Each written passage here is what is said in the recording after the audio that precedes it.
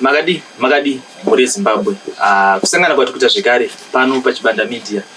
Takabatana nePrime TV. Tiri pano paLove of Life Rehabilitation Center. Apo pane hama dzedu dziripo dziri kubatsirwa nekuda kwematambudziko ndingati anosanganisira emadrugs and addiction. So nhasi tina mukoma watinawo muzuva ranhasi kuti vatitsanangure kuti jeni yavo yanga yakamira sei uyezve ndezvipi zvanga zvichiitika. Mukaona munhu auya kurehab zviri kuratidza kuti upenyu hwanga husiri panzvimbo. Tinoziva kunharaunda dzatinogara tina hama dzedu dzakasiyana siyana dziri kusangana nematambudziko kuti vane maaddiction, vamwe vari mumadrugs, havarare mumba. Kune mamwe mafani stories ekuti mwana anenge akasiyiwa pamba nevabereki anorindisa imba yese zvekuti iye room chete yaanopinda itoilet achigara hake kana muchimota. Anove matambudziko ari kushungurudza vanhu munharaunda dzakasiyana siyana. Ndingataure zvakawandisa, rega tisangane nemuenzi wedu wanhasi. Mukoma makasimba? Aiwa, isusu tinosimba.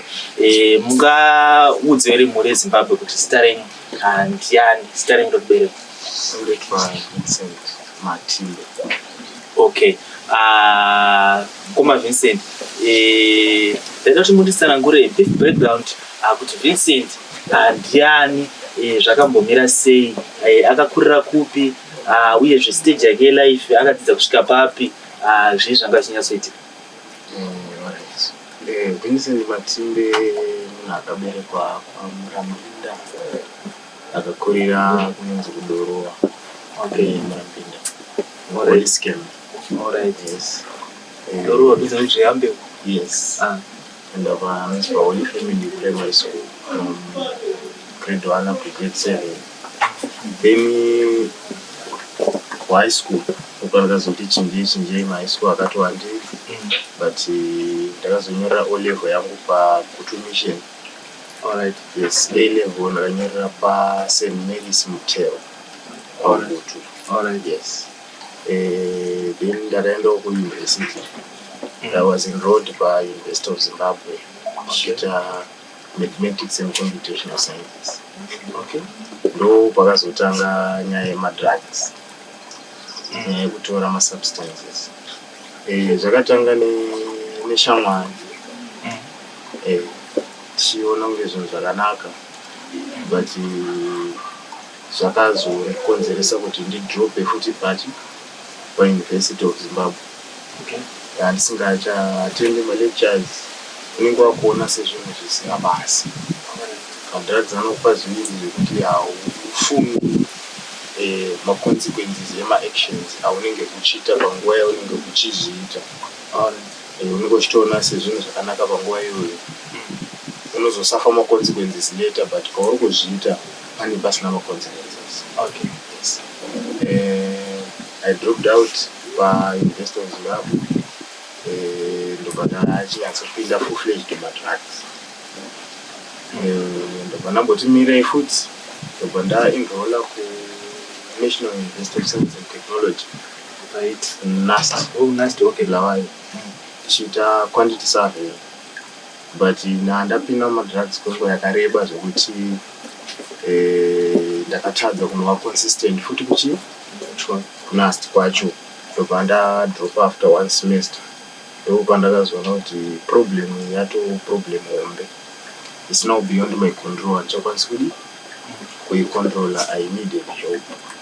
Okay. Ndokuzosvika kwandakaita pano. Okay. Yeah. Thank you so much. Background. Okay. Kuti muchizonyatsoya panapa akakunzai ndiani? Ndine muzukuru wangu aipinda Christ Elevation, church yaProphet Michael Selo, who is running this rehabilitation center. Okay. Yes. Agara muno muHarare, but now ari kushandira kuBotswana. Akatobva kuBotswana kuuya kunoku kuzondidirect. Alright. Kuti ndokwanisa kubatsirikana panzvimbo iyi. Okay. Right. So pakutaura kwamamuchiita kana ndakanyanya kuteerera zvakanaka kureva kuti kubva kwenyu kuprimary level to high school papasina zvemadrugs. Panga pasina zvemadrugs. Okay, so makuuniversity chakakupushai kuti muchiti mimi makuda kuchirayira madrugs chii? Problem inoitika ndeyekuti tinofunga kuti patinosvika kuuniversity level tinofunga kuti taane freedom, tinoiona sefreedom. Okay, tisingatozivi kuti itori responsibility yatete tatonayo because taakukwanisa kuti tichifanira kutozvichengetedza. Hatisisi tinoita vanhu vakuru kuti hatisisina vabereki vanoti aiwa usadai unodzoka pamba nguva yakati ukauna anokubvunza, ukasaatenda lecture hauna anokubvunza kuti waregere kuatenda lecture, ukasarara mukembasi hauna anokubvunza kuti waregere kurara mukambasi. Kungobva mukuita mwana wotonzi waa munhu mukuru olofesa day. Saka zvinhu zvinovhundutsa especially vana vanenge vakakura vakachengetedzwa stake nevabereki vavo. Alright. Unoda kuchirayira kuti ndairambisa zvinomboita sei, zvinofamba sei. Eish, ndo nyaya hombe inenge. Okay. So apa haisi nyaya here yechoice of friends, like your peers, like ukachoose a wrong company maybe zvinozinge zvakulead kuti mupesere masituation. Choice of friend is a fact, but mafactors aripo akatowandei. Ndamatsanangura. For example, uchisvika pacampus refreshment woita advantage yekuti lese une mota. Okay. And uri munhu anoda mafaro. And every weekend so happens kuti unogona kupedza semester yese every weekend usina kana dollar rako rawashandisa kuisa fuel mutengi kana kuenda kumafaro just because you have a car. Urudirirwa fuel, urikutengerwa zvese zvinodhaka and hauna mari yako yauri kubudisa. Okay. Unoona sekuti vanhu ava they automatically become your friends because every weekend is the same story. Okay. Ndo yato company yako ndo yava kutoningana because vanotokutsvaga almost every weekend because une chavari kuda ivo. Alright. And iwewe unoona sekuti advantage because zviri kureduce cost yako. Alright. And my friends, let's say munhu wakabva naye kuhigh school usingazivi kuti anotora zvinodhaka, anogona kungouya achitoita zvekuti ari kutotanga kutotesta zvinodhaka newe ipapo usiri kuziva kuti munhu atodi full fledged mazviri. And iwe sefriend yako nokuti maybe it's a one time thing, but type yemadrugs atinokusangana nawo musociety medu ndeyekuti kutotanga kutomatesta ndokutokanganisa ndo biggest mistake. Alright. Because you hooked right from the start. Alright. Yes. Okay. Ini madrugs amaitora ndeapi yamukatsanangura kuti indaizotora akati chichi. Inini ndakatanga kushandisa marijuana. Manje. Ndo first drug ndakatanga kushandisa. Ndokandazopinda muCrystal Meth. Ipapo ndo pandakazoita biggest mistake of my life. Crystal Meth, that drug is, alright, in short I can say it's just satanic. Okay, but ndanga nchida kuti umbonipa full detail on Crystal Meth because ndaimbonzwa zvekunzi anjarari tatsiva nechefandisi. Nyasotsanangura experience yako yoyo kuti zvaimbonyatsoita sei? Crystal Meth pandakatanga kuchester. It's an expensive drug. Not a drug like a cheaper, but it's expensive because the moment you take Crystal Meth, kana uri munhu anombosumoka masigarettes or you double the intake yemasigarettes awagara uchitotora. Okay. Kana uri munhu anoshandisa 1 packet of cigarettes wakutoda 2 kana 3. Eish. Wakugara muromo wako wakaoma, uchada zvinhu zvakaita semadrinks, then problem inoreduce appetite to almost zero.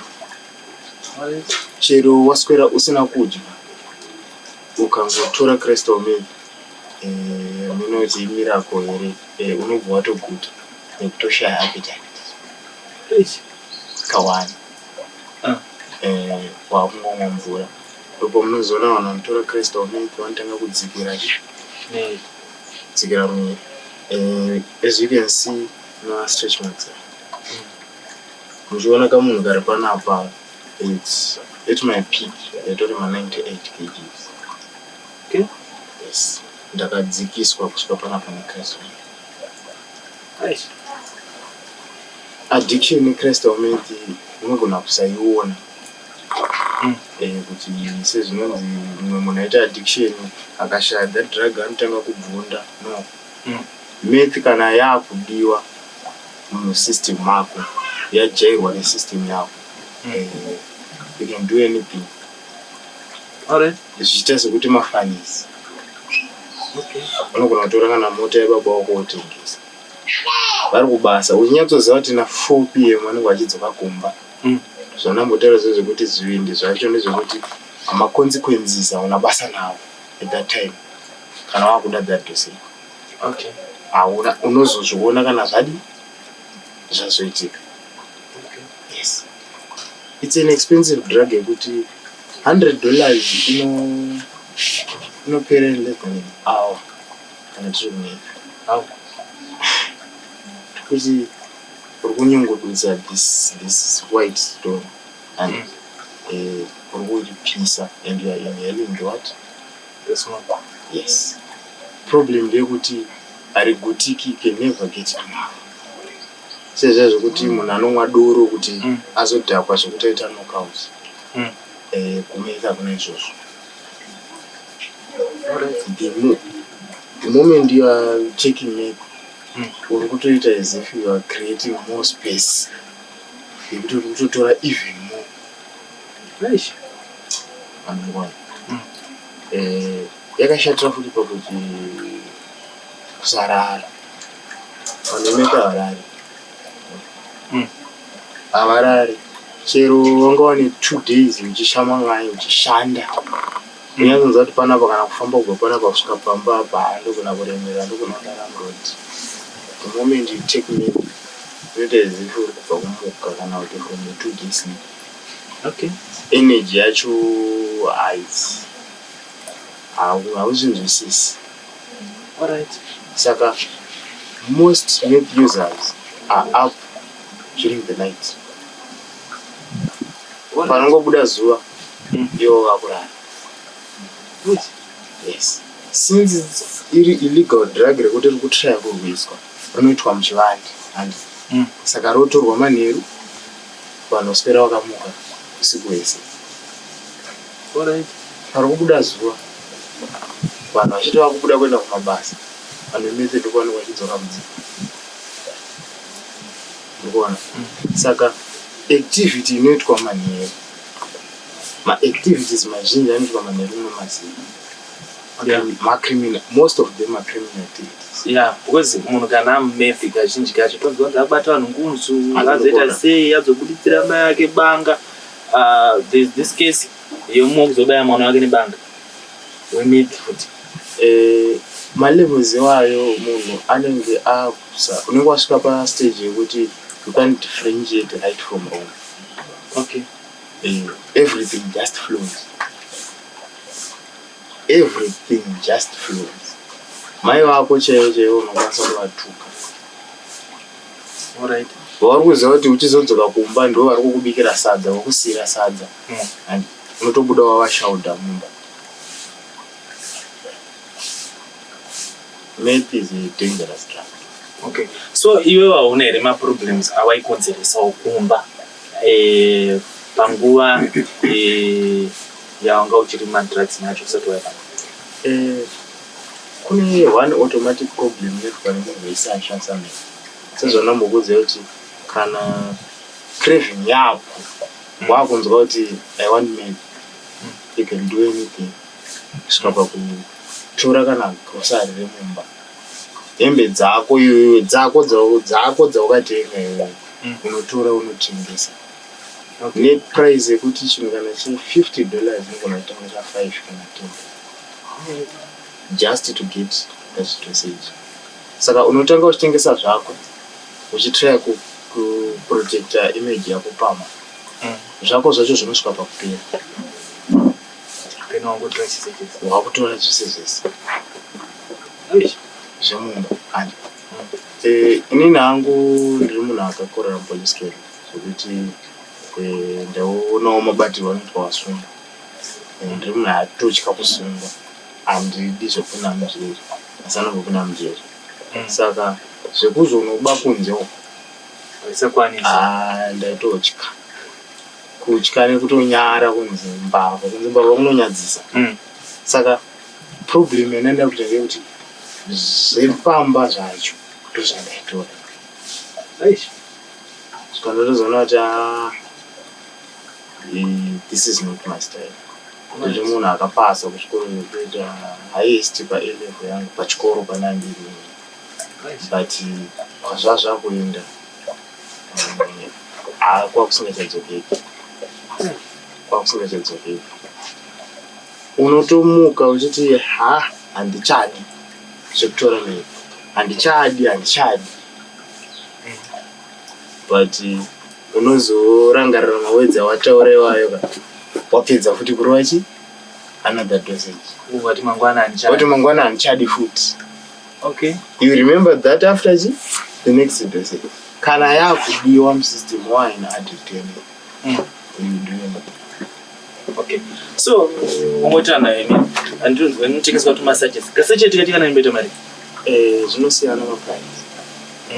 Anotengeswa in alright, the biggest packet you can get per retail is 1 gram. 1 gram remain not at 10 minutes. I don't understand. 1 gram cause 1 gram vanhu kanotobatika chaiko 1 gram. 1 gram kanhu kekuti ukatoka kuisa muhomwe ukasatonyatsotarisa unogona funga kuti wakashaya kari mumomo. The smallest sachet you can get tumwe tumasachet tunombotengeswa kana tune mabhatani kana muchimboona maspare buttons anoona tudiki tetu 1 gram 10 USD, half gram 0.5. So you per day waishandisa how many grams? It depends nekuti finance dzako dzine dzakamira same zvacho. Padzine dzakanaka chapu ndoba dombonzwa kuti padzine dzakanaka chapu wanyazorova magrams mangani per day? Auzorovi 1 unongotorowo neyakoti munhu anongoshorova nayo, but inini for instance ndine muswa ndashandisa should be $70 to 3 nemafriends angu on meth chete takaendesa kunotenga meth tisingatauri masigarettes dzimwe dzavanema kuti madrema upichichi mbanje nei yakaenda kumeth chete. Saka tikuti 7 grams, just 7 grams. So ndichibatanidza zvakutaura zvikureva kuti munhu kana atangana nemeth haana chinhu chachagona kuita in life, because you are more like someone who is always spending. Unobva waita inonzi tunnel vision kuti the moment you get that money hawangowana iyoyo, there's one way une road one yawanenge wachifamba. Ukangobata mari mari iyo iri kunosara kunzvimbo 1, mari yawabata iri kunosara kuchi 1 place kunaona atengesa. Saka it's beyond their control. Wananishandisa method ya munogona kuvaona muwashopodza muwatuka muwadi, but they are now servants of their brain. But iwe kufunga kwako ndizvokuti madrugs aya ari kuzosvika sei kuzvimabhesi kwamunemba kunomatora nekuita sei? Network yacho yakanyatsoita sei? Because problem yatambudza vakawanda. Vamwe vanhu they can't afford kuenda kuma rehab ari kubhadharwa nekuita sei handisingazoziva hangu kuti panapa mapayments enyu akaita sei kana zvikuita sei. Panapa this is a free facility. Kana tichiti free tikuti completely free. Okay, so you just apply ukafonirwa if you are admitted you come here. Alright. Wapedza time yako unodzokera, get everything, food, toiletries, zvekushandisa.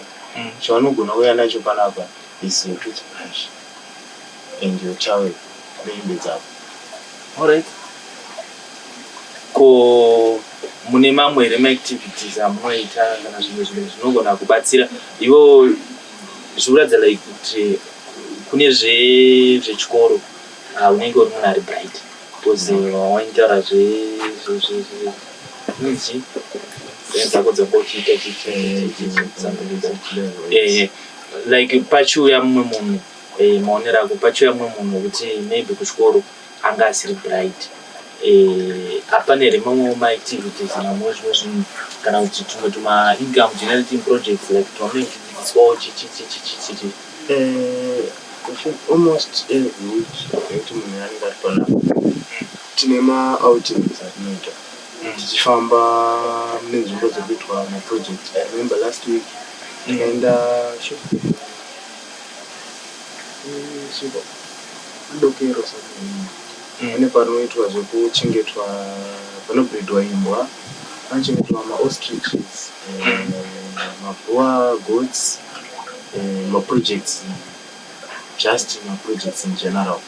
Tichidzidziswa kuti zvinoitwa sei, zvekuti iwewe as an individual kana ukaonawo zvichikubatsira unokwanisa kuchuzawo one of the project pane amaratidzwa ekuti unokwanisa kunostartawo uchibuda munhu.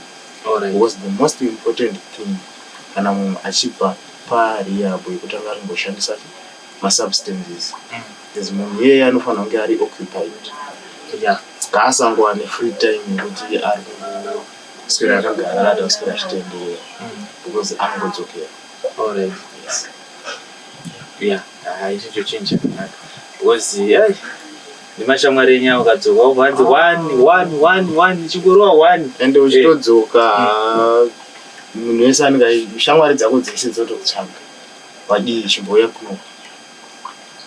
Okay, so iwewe uchibva like zvakutarisira iwe uchibva panapa ndezvipi zvinhu zvakutarisira kuti ndoda unoita ichi, ndoda kuchinja ichi, ndodei?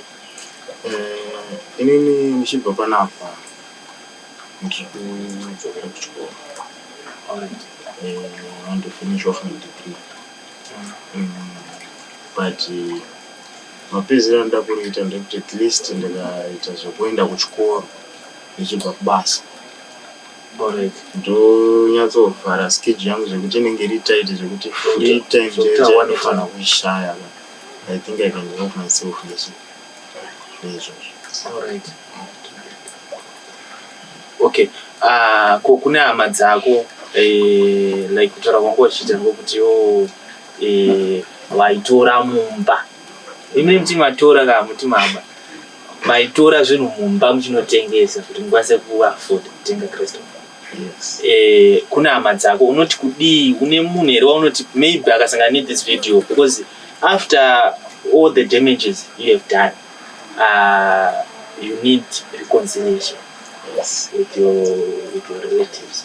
So do you have someone who maybe anosangana nethis video wandoti paya kumana ameno mweya wangu watondipfeka ndoda kuchinja ndakatama like you said it's satanism. It's satanic. Chandokwanisa kuudza vanhu vari kunze ugonishe kudai kana ari muparent ane mwana ari kutora masubstances aya. One, usatange kushorokodza mwana kana kumutuka, muri kutomukanda mupfuwo yacho yemadrugs zviri kutoita wese because iye anobva atocreata negativity mumind yake iyi ega and obva atozvikanda mudepression ega asiri kutarisa kuti ndeyari wrong, hatisi kuti ari wrong ari kuti ari right, ndeyari wrong and but help yaari kuda ka amukwanise kumupa imimi semaparents.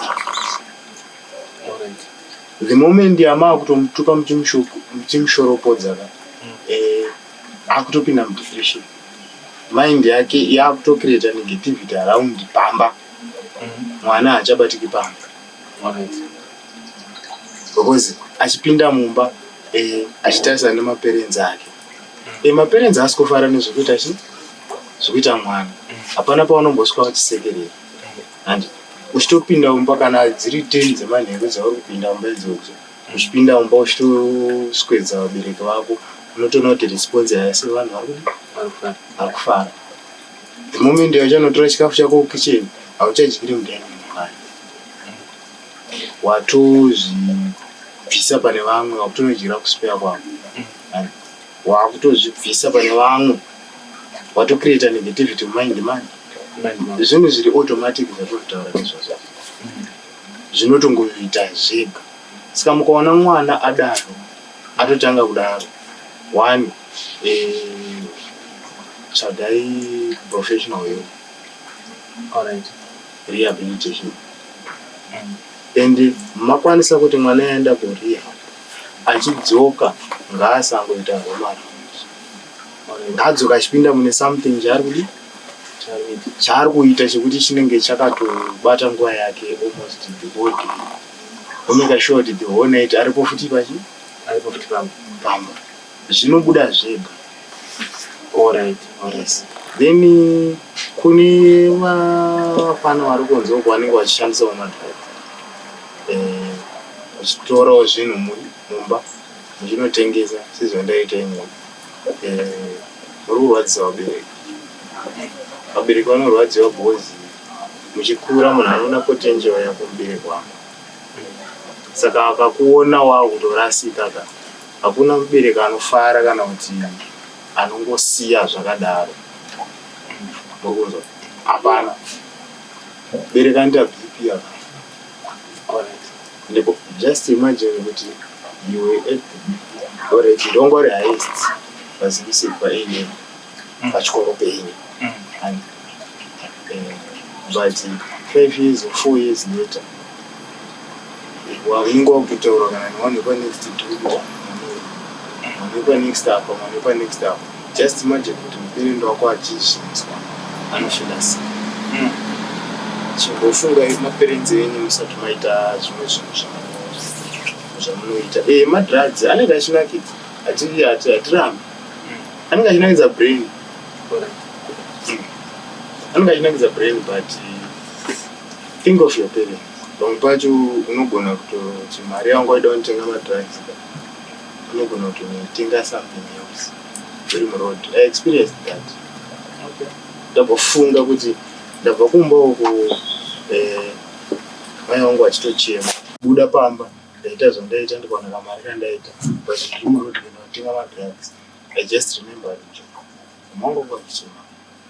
Which means waitomboфila guilty pane zvawaita. Unotofila guilty. Hakuna munhu wemadrugs. So what pushed you kuramba uri madrugs? Yeah. You uchitomboфila guilty kuti what I'm doing is wrong. It's beyond your control. Ukutaura kuti unoti handichadi zvemadrugs, uchibva kunomatora kwanyanza kuti namatoro usiku yese ndandichiita zvona.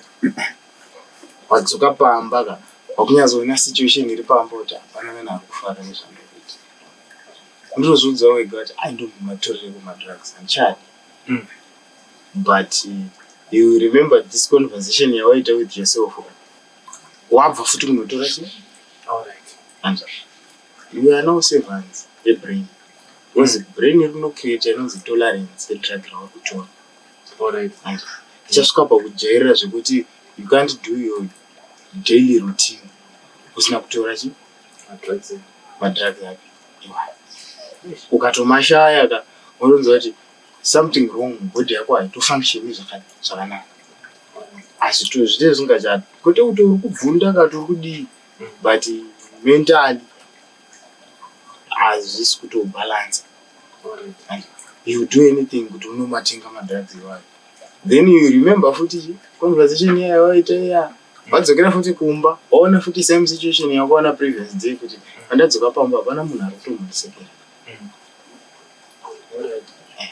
It's beyond their control when I shandisa madrugs. They need you. Alright. Okay. You panapa where? Panapa week. About last week Saturday. Okay. Yes. Okay. Alright. We don't go to any time later. Like even wano tora inzi Kristo maybe. Kazhinji ndo vanhu vanoita pesa ango tamatama chichi kumirwa pera chichi ndara kupenya pera. Wewe ndo vanoshandisa tunonzi tumba. Ukambo kandara. Ile ya ifirst sign liver cirrhosis. Alright. Kuti munhu anotanga kutosimba face asi unopedzisa akapera. Ayo kambo. Munhu weme anongopera muviri otongotanga kuita jangi chero anga ari munhu unonyatsoona kuti munhu atochena zvakanyatsonaka achigeza unotanga kusageza. Why? Because masikati ese kazhinji most of the afternoon zvakarara womukachi manheru kupatrola kuna zuva kauchi haudikitiri tinotoshayana nebheuta ndogezereko kushinganoti rakuda kunodi unobuda zuva wabuda ende zvitori natural kuti vamwe vakutotanga kutobatikira kuti vakuenda kumabasa iwe wega unotoona kuti I don't belong mucrowd. Alright. Unotozviona wega kuti unongomascreatira kawe kuti kenyu mega munocreate kawe kuti kenyu kanofunctiona under darkness. Right. Okay. So pana nambotarana achitarana withdrawal effects. Ndinoti unyatsondiudza iwe kuti pakubatsirwa kwakuitwa panapa ndapi machallenges awasangana nawo semunhu ane addiction awakusangana nawo muprocess yakuti kubatsira kuti ubremat. I think first 2 days andasvika panapa ndozvandangoita maheadaches ndakarara zvekuti paunomuka uchienda kutoilet kwekweyo unotonza kuti urikutemwa nemusoro wakarara just 2 nights, first 2 nights. From there andina challenge andambochinda. And the best way to avoid withdrawal symptoms is just natural withdrawal. Isina mapills kana kuti anything, just kungobviswa pani access yemadrugs. Okay. Then the body yako yohila naturally. But is it natural, like, or is something supernatural? Drugs, like the way you are saying, there's a push. I mean, addiction yacho ina nyatsoviswa. Chikupusha kuti urambe uchingo. Kune vanotanzi it's supernatural mamhepo chii, but sematauro andaita. I don't believe in it. Because ndoziva kuti pandakazvitanga ameno pamwe zviripo zvekuti mamhepo, but tataura kuti brains yako the moment you start taking that drug brain yako inoregister. And ukangotora first 2-3 days ukatoregera but ndichadi hapana kana zvaunombosangana nazvo, but zvinotanga zvichikunakidza kana uri munhu anonakidzwa nezvi zvinhu zvisina basa izvizvisi. So zvikangokunakidza chete uramba uchidi brain yako iramba ichicreata tolerance yaya, tolerance yekuti zvakafanana nevanhu vanomwa tea every day, vanomwa tea every day from birth, anomunoziva kuti akatozoshaya tea yaya ari kunotenga musoro. It's one and the same thing. Okay.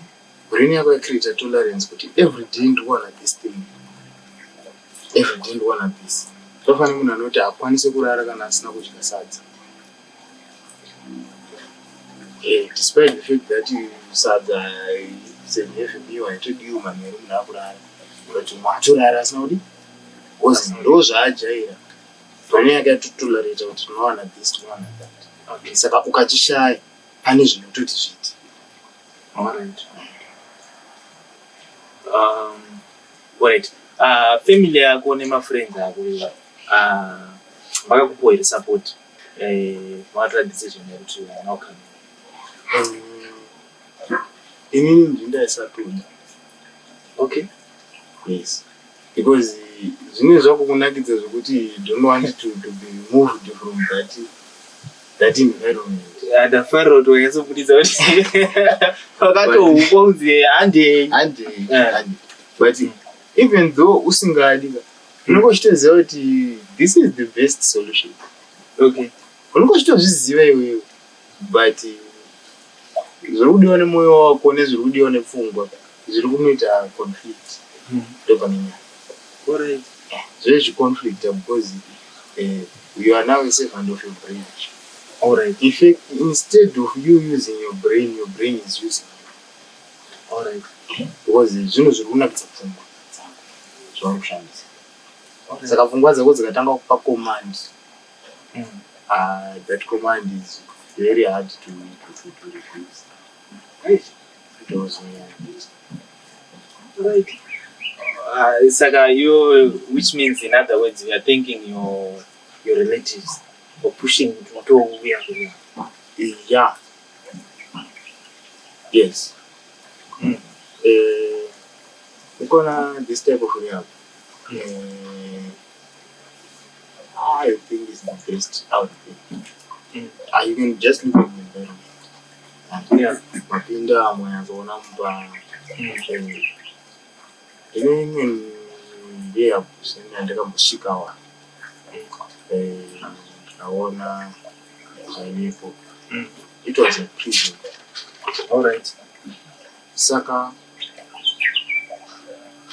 mafactors wayo anotodeterminawo kuti patient icharelapse here kana ichabuda yasiya. Because pane pekuti unotoita zvekunyeperwa kunzi kana kuenda kumusha.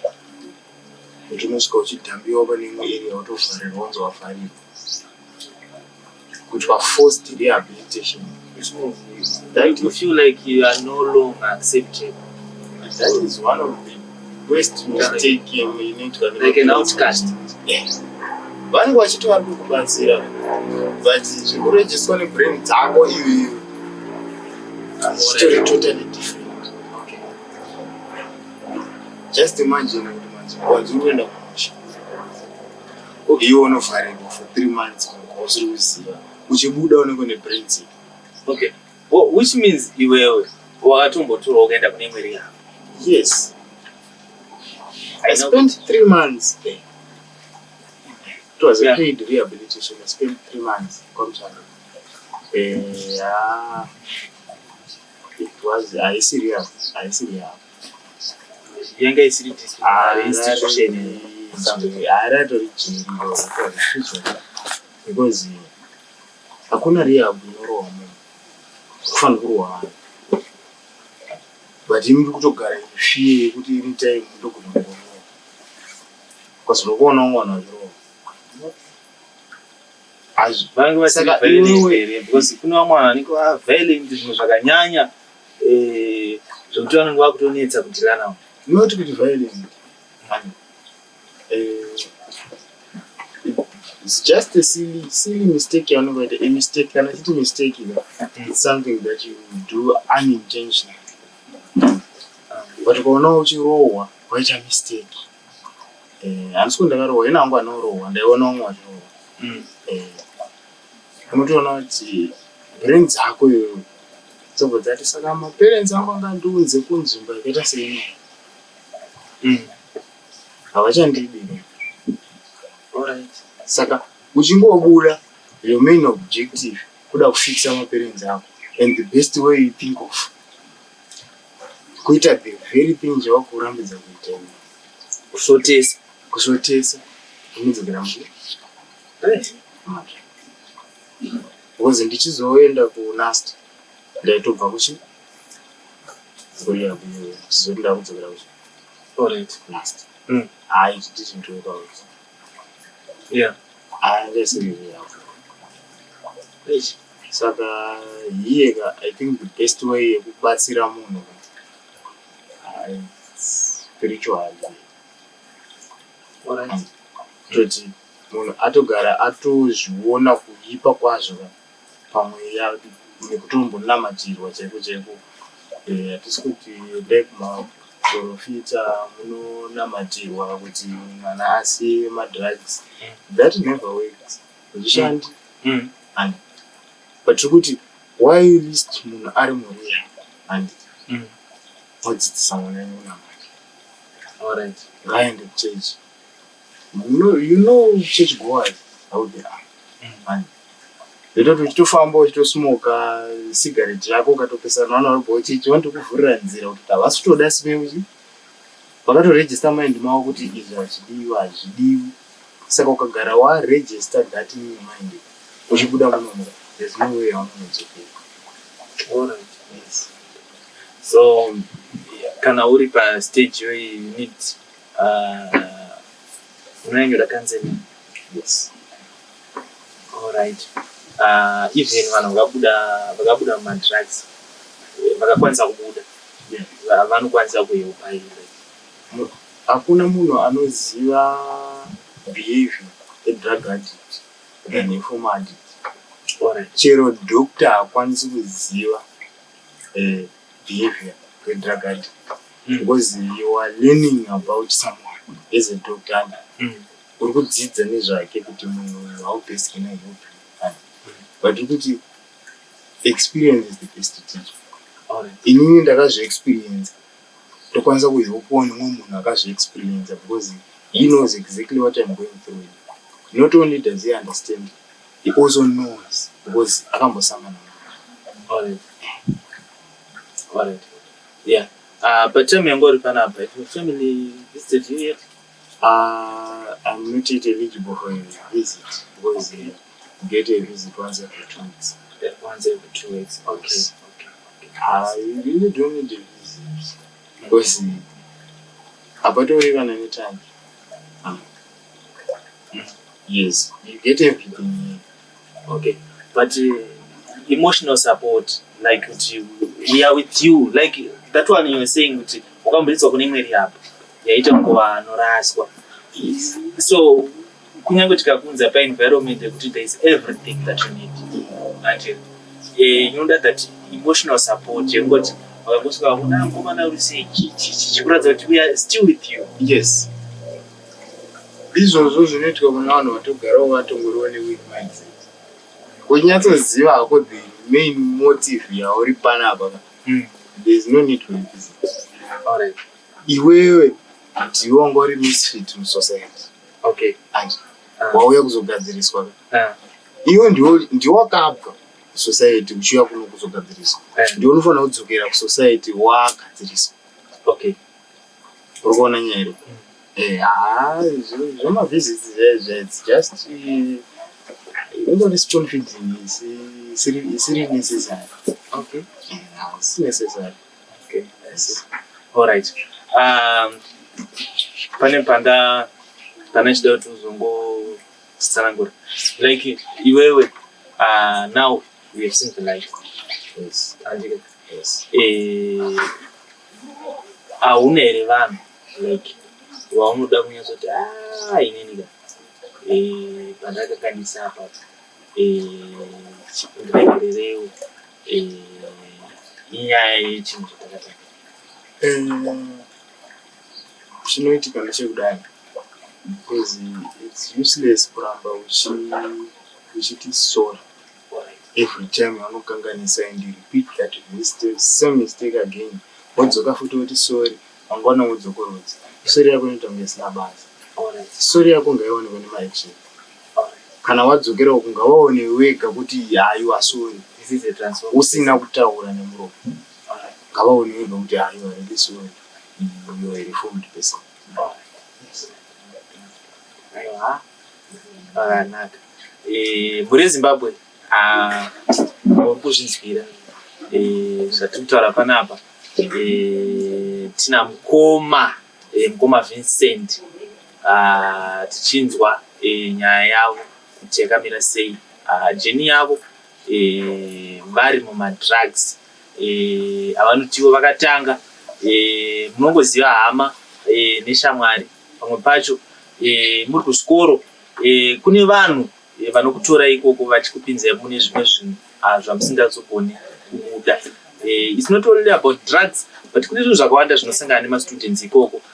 Dzamune muchizongonzwa kuti imwe mwana aenda kuuniversity azodzoka, vamwe vanonzi akupenga, akuita sei, chichi. Ndo dzimwe dzenyaya dzatangaisanangura naMukoma Vincent panapa, vachiedza kutionesa kuti behavior yemunhu wemadrugs inofamba sei, uyezve ndizvipi zvikunyanyoitika kuti vana vazhinji varasike.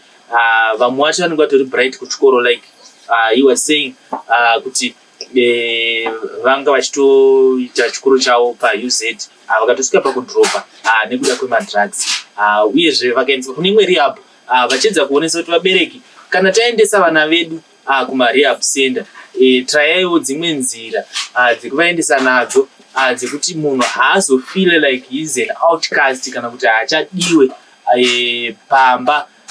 Pamwe pacho pane paida kuendesawo kurehab yekutiwo mwana anofilawo kuti he is welcomed, uyezve anofiila kuti maparents angu haana kundirasa, vachiri neni. Kunoti paanodzokera munhu anofilawo guilty kuti papa pandakatadza papa, ndinoda kuti ndichinje kamuitiro kangu.